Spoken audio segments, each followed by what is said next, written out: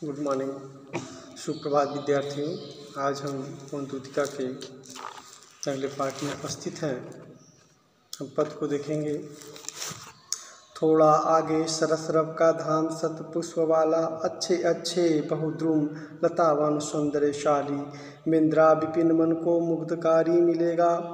आना जाना इस विपिन में मुहामाना न होना, जाते जाते अगर पथ में क्लांत कोई दिखावे, जो जाके सन्निकट उसी क्लांति को मिटाना, धीरे धीरे प्रस उसके गात ताप खोना, सदगंधों से श्रमित जन को हर्षित का सा बनाना। इसके शब्दार्थ को हम देखेंगे। सरस मिस होता है मधुर, रव मिस होता है शब्द आवाज़, धाम मिस होता है घर या स्थान, सतपुष्प वाला में सैकड़ों फूलों वाला, वन द्रुम मिस वृक्ष पेड़, मिंद्रा विपिन मिस होता है वृंदावन वन मतलब जंगल, मुहामाना मिस होता है मोहित कर लेने वाला, पथ मिस रास्ता मार्ग, क्लांति मिस होता है थका हुआ, सन्निकट अति पास नज़दीक, क्लांतिया मिस थकावट, परस मिस होता है स्पर्श करना, आघात मिस होता है शरीर, उताप मिस होता है गर्मी से जो कष्ट होता है, सदगंध मिस होता है सुगंध खुशबू, श्रमित मिस होता है श्रमित थके हुए, हर्षित मिस होता है प्रसन्न होना। अब इसके हम प्रसंग को देखेंगे। इस प्रस्तुत पंक्ति में उपाध्याय जी ने क्या कहना चाह रहे हैं कि प्रस्तुत पद्यांश में राधा मथुरा जाने वाले पौनद्वीतिका को मार्ग में मिलने वाले मनोरम स्थलों व दृश्यों का से अवगत कराने की बात कहती हुई और मोहित न होने के लिए और अपने जैसे दुखी व्यक्ति को कष्ट को दूर करने की बात पौनद्वीतिका से कह रही है। क्या राधा मथुरा जा रही पवनद्वीतिका से कहती है कि वहाँ से तनिक आगे जाने पर तुम्हें अत्यंत रमणीय भ्रमण करने वाला स्थल सुंदर वन मिलेगा, सैकड़ों पुष्पों वाला, हजार सैकड़ों पुष्पों वाला। उस धाम में पक्षियों की मधुर आवाज़ सुनाई देंगी, ध्वनियाँ सुनाई देंगी, तरह तरह के सुंदर वृक्ष पेड़ दिखाई देंगे, लताएं दिखाई देंगी, जो अपनी ओर क्या कर लेंगी, मोहित कर लेंगी, अपनी ओर आकर्षित कर लेंगी। किंतु आने जाने के क्रम में मत उससे तुम घबराना मत, तुम आने जाने के क्रम में तुम उस वन से मोहित मत होना, तुम विचलित मत होना। जिस कार्य के लिए हम मथुरा कृष्ण के संदेश लेकर तुम्हें मैं भेज रही हूँ, उस कार्य को तुम पूरा करना। उस मोहित वन में तुम मोहित होकर वहाँ विश्राम न करने लगना। हे पवनद्वीतिका, राधा द्वीतिका से आगे कहती है कि मार्ग में तुम्हें कोई थका हारा व्यक्ति मिल जाए तो तुम उसके पास चले जाना, उसके निकट जाकर फिर उसके धीरे धीरे उसके शरीर को स्पर्श करना, अपनी ठंडी हवाओं से उसके शरीर को धीरे धीरे क्या करना, स्पर्श करना, और उसके दुख संताप को, उसके दुख, उसकी गर्माहट, उसकी थकान को धीरे धीरे तुम अपनी शीतल ठंडी ठंडी हवा से तुम क्या करना, मिटा देना, उसे सुख प्रदान करना, उसके चारों ओर अपनी सुगंध बिखेर देना, अपने हवाओं का, शीतल हवाओं का क्या करना, उसके चारों तरफ अपना सुगंध बिखेर देना। थके व्यक्ति के क्या करना, तुम प्रसन्न कर देना, उसके अंदर एक आनंद उत्पन्न कर देना, उसकी थकावट को तुम दूर कर देना। अगले पद हम देखेंगे। लज्जाशीला पथिक महिला, जो कहीं दृष्ट आए होने देना, विरकित वासना सो तू सुंदरी क्यों, जो थोड़ी भी श्रमित हो गोद ले शांति खोना, होठों को कमल मुख की मलयांता मिठाना, कोई क्लांत कृषक ललना खेत में जो दिखावे, धीरे धीरे परस उसकी क्लांतियों को मिटाना, जाता कोई जलद यदि हो व्योम में तो उसे ला छाया द्वारा सुखित करना, तृप्त भूतांगना को। इसके शब्दार्थ हम देखेंगे। पथ की में होता है मुसाफिर, राही, यात्री, दृष्टि आए मतलब दिखाई दे, विकृत वासनामित वस्त्रों से अस्त व्यस्त श्रांति में सोता है थका हुआ, मलानता में सोता मलिनता, मलिन गंदा कपड़े पहने हुआ। कृषक लालाना में किसान स्त्री, व्योम में सोता आकाश, तप्त में सोता दुखी और पुतांगना में सोता है स्त्री। इस प्रस्तुत पंक्तियों में उपाध्याय जी राधा पवन को दूतिका बनाकर कृष्ण के पास भेजते हुए कहती है कि उसे मार्ग में मिले पथिक का उपकार करते हुए जाने की प्रेरणा देती है, उसे प्रोत्साहित करती है कि पथिक कोई भी मुसाफिर अगर मार्ग में मिल जाए दुखी तो तुम क्या करना, उसे दुखों को मिटाते जाना और अपने दुख में भी उसे अपने लोगों का दुख की चिंता है, अर्थात राधा को अपने ही दुख जैसे लोगों दूसरे के दुख की चिंता है। इसलिए पवन दूतिका से राधा कहती है कि मार्ग में कोई थका हुआ मुसाफिर, हमारे जैसा दुखी व्यक्ति या स्त्री, कोई स्त्री मिल जाए तो उसके दुखों को तुम मिटाते जाना। व्याख्या में देखेंगे कृष्ण की विरह अग्नि में जलती हुई राधा अर्थात कृष्ण के प्रेम में, कृष्ण के वियोग में जलती हुई राधा पवन दूतिका को समझाती हुई कहती है कि हे पवन दूतिका, यदि तुझे मार्ग में कोई लज्जनवती स्त्री दिखाई दे तो तुम उसके वस्त्रों को मत उड़ाना, उसके वस्त्रों को मत उड़ाना। यदि वह थोड़ी सी थकी हुई हो, अगर वह थकी हुई हो, हारी हुई हो लगे तो उसे अपनी गोद में लेकर, अपनी शीतल शीतल हवाओं के गोद में लेकर उसकी थकान को मिटा देना। हे पवन दूतिका, उसको अपने गोद में लेकर उसकी थकान को मिटाने का तुम क्या करना, प्रयास करना, अर्थात उसकी थकान को तुम मिटा देना। साथ ही उसके होठों और कमल सदृश देखने वाले उसके मुख की मलिनता को तुम क्या कर लेना, हर लेना।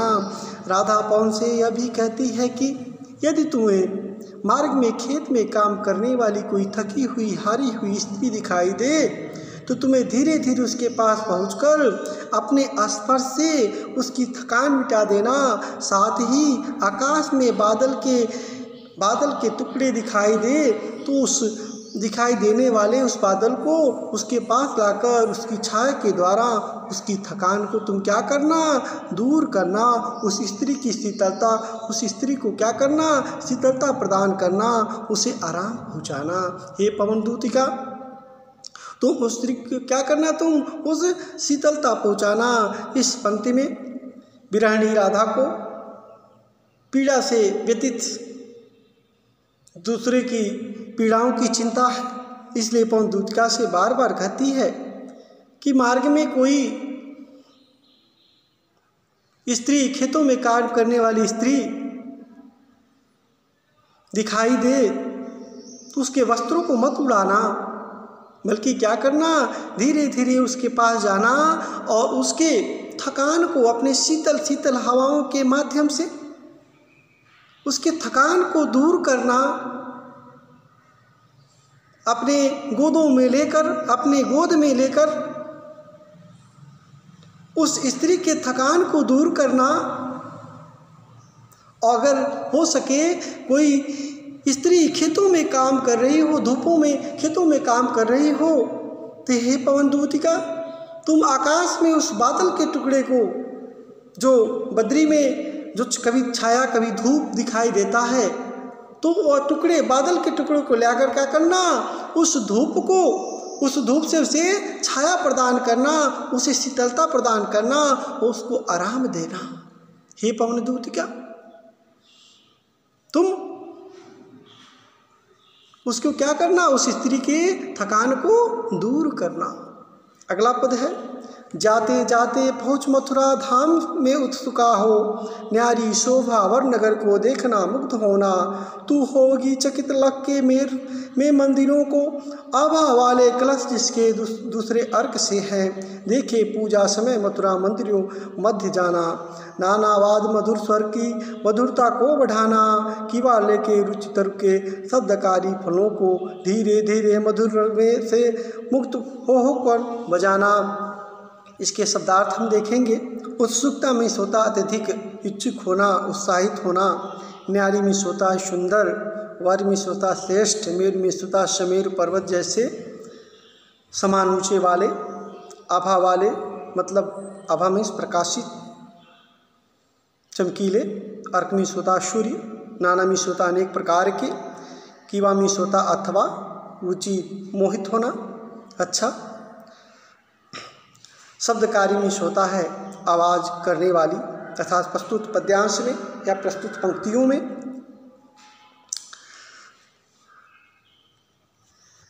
पवन को मथुरा भेजने से पूर्व वहाँ के भव्य मंदिरों की शोभा का बखान इस प्रस्तुत पंक्तियों में कहा गया है, बताया गया है, चर्चा की गई है। जिसमें व्याख्या में देखेंगे, कृष्ण के पास पवन को भेजने के क्रम में राधा उससे कहती है कि मथुरा नगरी की शोभा अद्भुत है। क्या है?